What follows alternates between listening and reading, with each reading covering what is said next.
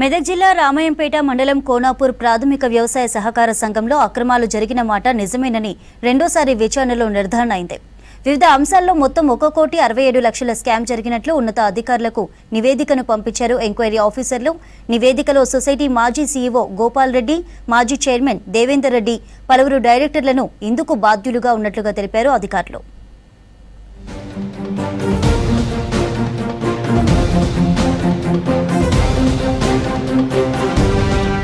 మెదక్ జిల్లా రామాయంపేట మండలం కోనాపూర్ సొసైటీలో మరోసారి నిధుల దుర్వినియోగం అక్రమాలు బయటపడ్డాయి. సహకార సంఘంలో పెద్ద ఎత్తున నిధులు దుర్వినియోగమయ్యాయని సొసైటీ డైరెక్టర్ కొల్లూరు రాములతో పాటు మరో 7 డైరెక్టర్లు 2021లో జనవరి 21వ తేదీ కోఆపరేటివ్ ఉన్నత అధికారులకు ఫిర్యాదు చేశారు.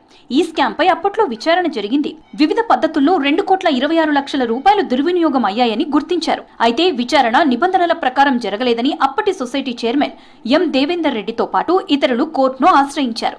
ఈ క్రమంలో కోఆపరేటివ్ డిపార్ట్మెంట్ ఉన్నత అధికారులు Telangana cooperative society act section 51 ప్రకారం మళ్లీ విచారణ జరపాలని 2024 డిసెంబర్లో ఉత్తర్వులు జారీ చేశారు. దీంతో సంగారెడ్డి జిల్లా అసిస్టెంట్ రిజిస్టర్ అంజయ్యను ఎంక్వైరీ ఆఫీసర్ గా నియమించి విచారణ చేస్తున్నారు అధికారులు.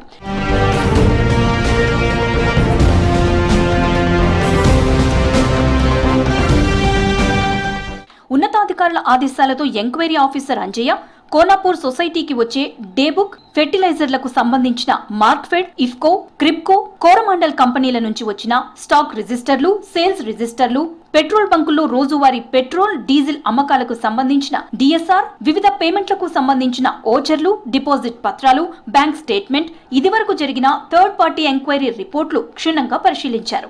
అక్రమాలు జరిగాయని ఉన్నతాధికారులకు ఫిర్యాదు చేసిన డైరెక్టర్లు, సొసైటీ మాజీ సీఈఓ గోపాల్ రెడ్డి, మాజీ చైర్మన్ దేవేందర్ రెడ్డి, డైరెక్టర్లతో పాటు ఇదివరకు పనిచేసే మెదక్ జిల్లా కోఆపరేటివ్ ఆఫీసర్లు వెంకటరెడ్డి, కరుణ తదితరులను విచారించారు.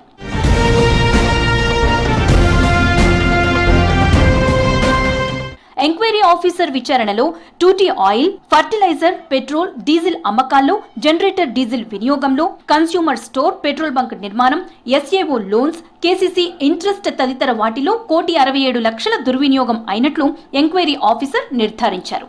ఆయా అంశాల్లో ₹1,00,00,000 పైగా దుర్వినియోగానికి సొసైటీ మాజీ సీఈఓ గోపాల్ రెడ్డి, 67 లక్షలకు పైగా దుర్వినియోగానికి సొసైటీ మాజీ చైర్మన్ దేవేందర్ రెడ్డి, పలువురు డైరెక్టర్లు బాధ్యులుగా తేల్చారు.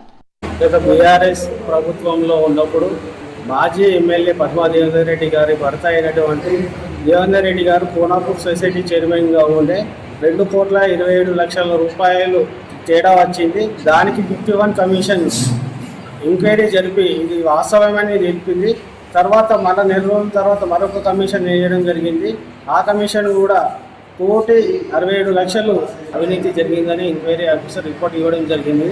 దుర్వినియోగమైన మొత్తాన్ని 21% ఇంట్రెస్ట్ తో బాధ్యుల నుంచి రికవరీ చేయాలని, అలాగే పెద్ద మొత్తంలో నిధుల దుర్వినియోగానికి పాల్పడిన వారిపై సివిల్, క్రిమినల్ చర్యలు తీసుకోవాలని ఉన్నత అధికారులకు పంపిన విచారణ నివేదికలో సిఫార్సు చేశారు ఎంక్వైరీ ఆఫీసర్.